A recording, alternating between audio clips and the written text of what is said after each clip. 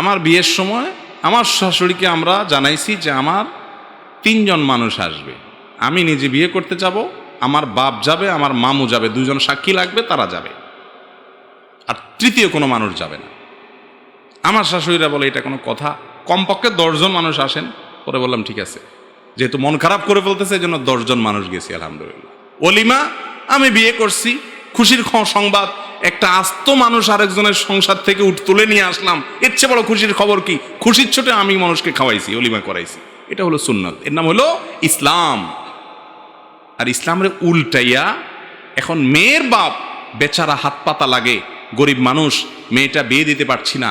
এই সমাজে সভ্য মানুষের এত অভাব পড়ে গেছে, যেই কোনো ছেলে বিয়ে করবে এত অসভ্য, সে এত অসভ্য তার বাপ মা, এত অসভ্য তার পরিবারের লোকেরা, যে আমার মেয়েটা আমি তুলে দিব, কলিজার টুকরাটা দিয়ে দিব, তারপরেও জিনিসপত্র দিতে হবে, খাওয়া দাওয়া দিতে হবে, শীতকাল আসলে নাস্তা দিতে হবে, আপনার ফলের সিজন আসলে আম কাঁঠাল বস্তায় বস্তায় কার্টুনে কার্টুনে পাঠাইতে হবে, রমজান আসলে ইফতারি দিতে হবে।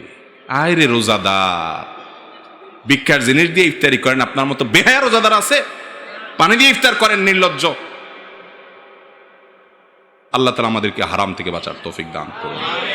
ভাইরা আমার, অল্প দুঃখে কথাগুলো বলি নেই, এই হারামটাকে আমরা এখন হালাল বানাই নিস, ঠিক না ভাই? ঠিক। সংগ্রাম চালাইতে হবে আমাদেরকে।